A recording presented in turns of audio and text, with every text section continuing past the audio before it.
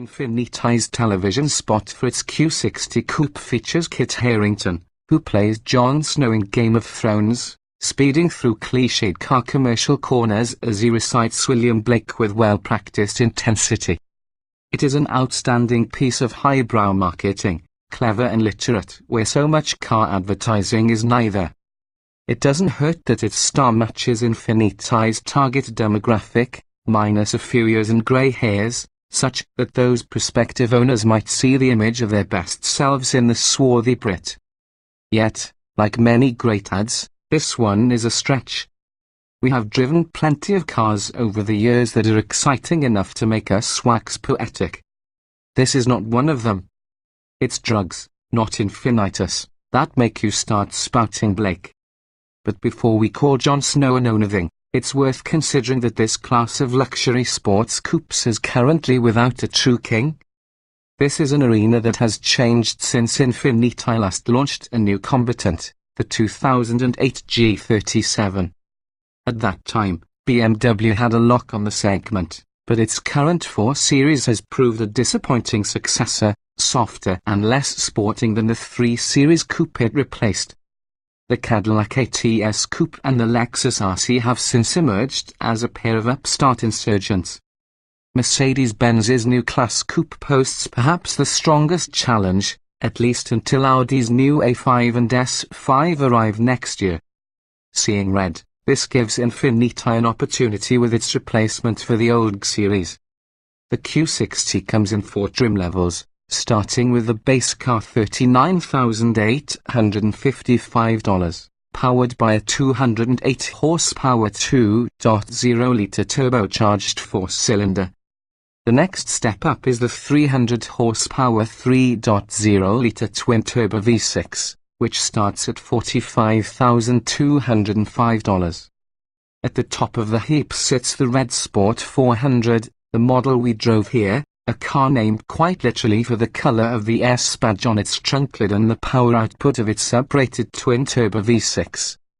The rear-drive version of the Red Sport 400 starts at $51,300, with all-wheel drive available for an additional $2,000. On a dollar per horsepower basis, that gives it an edge, one that's borne out in practice. The V6 revs quickly with minimal turbo lag, and it makes the Red Sport 400 speedy. It also makes a lot of high-pitched intake sounds without much exhaust noise. The Q60's sedan counterpart, the Q50 Red Sport 400, clocked 4.5 seconds for the 0 to 60 mph sprint in our tests, and Infiniti says the nearly £3,900 coupe weighs just £9 more than the sedan. They share the same 7-speed automatic and gearing, so we expect equivalent straight-line performance. That said, the Q60's greatest weapon might just be its suspension. Dubbed dynamic digital suspension, the adaptive system uses an unequal length control in front and multi-link rear setup with computer-controlled dampers to deliver a compliant ride that stands out in this class for putting luxury before sport. The Q60 has stiffer springs than the sedan, giving the coupe a button-down feeling even in the tightest curves on our drive. We went out of our way looking for some imperfect pavement but instead found a rutted dirt lane that meted out plenty of abuse. The Q60 refused to bottom out and emerged back onto the smooth tarmac impressively unscathed. Getting personal, the suspension has 2 settings, which can be toggled by selecting one of 6 drive modes: Snow, Eco, Standard, Sport, Sport Plus, or Personal. The first 5 of these settings gives you a pre-selected and self-explanatory combination of tuning parameters for the throttle and transmission, as well as the steering and a few other features. And then there is the rabbit hole of Personal mode, in which the granularity of choice gets crazy, especially if you've opted for the steer-by-wire direct adaptive steering, or DAS $1,000.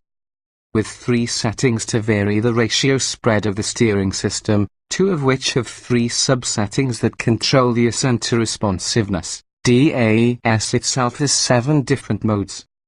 Combine this with the rest of the choices a driver can make in personal mode, and the combinations run into the hundreds. In fact, Infiniti proudly proclaims that there are 336 distinct possibilities for the tuning of your Q60. And that, to any normal person, is a problem. Even in more than 200 miles of driving, we were hardly able to suss out combinations of settings that seemed to work better than others. After a few minutes of toggling a single variable, attempting to reach a definitive explanation for what it did, we more often than not gave up and went back to plain old sport mode. At dinner, the engineer responsible for vehicle dynamics said he mostly preferred sport mode, too. But he also indicated a preference for the DAS system, which is now in its second generation on the Q50 and Q60.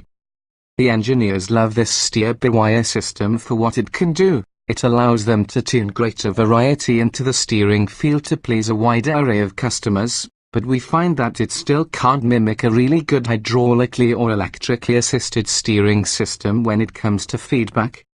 After we briefly drove a car with a standard rack-mounted electrically assisted power steering EPS, we certainly can't recommend DAS. Compared with the Q60 with standard EPS, the DAS-equipped car has a quirky feeling just as the wheel moves its center. Tiny steering inputs on center that might be lost in a standard system due to tuning and the necessity to overcome friction generate real motion at the wheels with DAS, which can make the steering seem nervous. And the standard EPS feels better anyway, and more consistent, even if it is a bit overboosted. Late arrival, driving dynamics are not the Achilles heel of the Q60 Red Sport 400 anyway, regardless of which steering system is fitted. Despite its new arrival on the market and a lack of sameness in its shapely exterior detailing, the Q60 seems dated. That's a byproduct of its shared lineage with the Q50, which made its debut in 2013. Inside, the materials and design don't compare with the class-leading Mercedes-Benz as much as they resemble the layers of mediocrity in the Cadillac. Many of the buttons and switches are cheap plastic Nissan items, and the analog gauge cluster looks as if it could have come from a Sentra. The cockpit is cramped for this class, and Infiniti's dual-screen navigation and infotainment system is illogical and difficult to use. It's unfortunate, really, that a luxury sports coupe that delivers such a complete mechanical package, with plenty of luxury and just enough sport, should be undermined in this way. But to sit on the throne, greatness is not required. Merely besting your rivals will suffice, and Infiniti again has a credible challenger. Did we mention that the Q60 has extremely comfortable seats?